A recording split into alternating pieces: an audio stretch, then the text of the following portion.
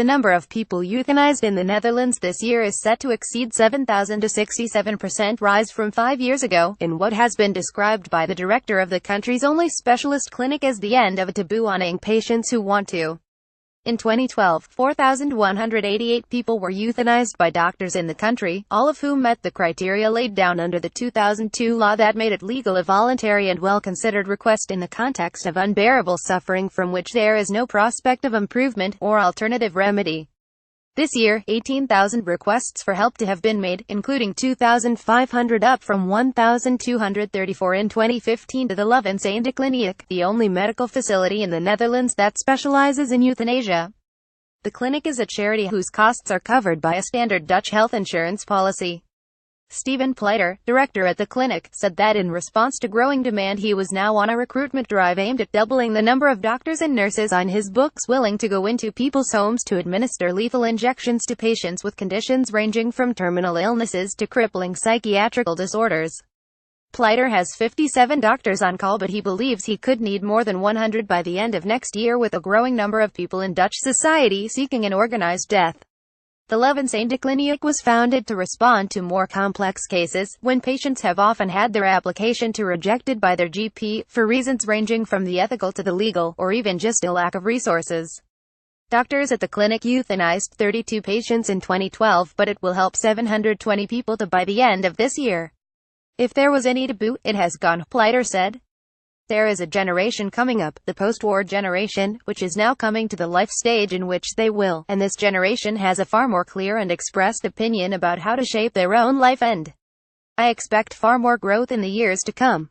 From TV and radio appearances, to direct mail shots and the placement of adverts in medical journals, Pleiter said he had thrown everything at getting doctors signed up to work for the clinic in the last 2 weeks. Macabre as it may, the former IT project manager said he was worried about his waiting lists, and the burden on the doctors he employs. It's the first time, Pleiter said of the recruitment drive, sitting in his bright and airy office near the center of The Hague, where the clinic's neighbors include legal firms and a kindergarten. Until today we rarely needed to search for doctors. That is changing now. We need a dramatic growth in doctors as the numbers have changed so much. We ask the doctors to work 8 to 16 hours a week for this organization.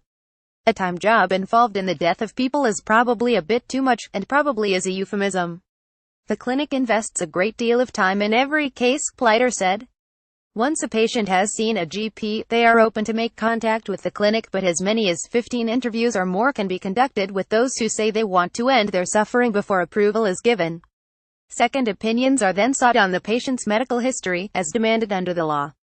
Depending on the case, it can variously take days or months before a drug putting the patient into a coma, and then a second disabling their lungs, is administered intravenously, or in a drink. After the procedure has been performed, the treatment of every patient is reviewed by an official independent panel. There have been 5 cases where the panel ruled that the correct protocols were not carried out, but there is yet to be a prosecution. The professionalism of the operation is not in doubt. Some question, however, whether things have gone too far. Professor Theo Boer, who sat on the Euthanasia Review Committee between 2005 and 2014, supported the 2002 legislation but believes the scope of it is now too wide and death has become too professionalized. Starting from 2007, the numbers increased suddenly, Boer said. It was as if the Dutch people needed to get used to the idea of an organized death. I know lots of people who now say that there is only one way they want to end, that's through injection. It is getting too normal. Boer, a professor of ethics at the Theological University of Kampen, added in the beginning, 98% of cases were terminally ill patients with perhaps days to live. That's now down to 70%. There is no dispute about the good intentions of the people at the end-of-life clinic. But they may have become too used to doing euthanasia. Yes, they have expertise, but they are too experienced. You should never get used to helping someone. It is not, however, a description the clinic would recognize. On Pleiter's office wall are 3 large photographs of the last days and moments in the life of C. Pietersma, 79, who took the option of drinking his poison, after deciding that he did not want his dementia to progress to that suffered by his own mother. He was very clear, said Pleiter. Pleiter further mentions the case of a 60-year-old man with a compulsive personality disorder, which compelled him to spend hours every morning cleaning a cupboard, and then regularly self-harm with a razor, before he finally asked the clinic to end his lifelong hell. Unbearable suffering without prospect of improvement. That is all the law says, Pleiter argues. It does not say you need to be suffering from cancer, need to be in a terminal state. If we can help them out, these people are relieved. We are not Dr. Death at all. We are helping out in a situation which is really, really difficult.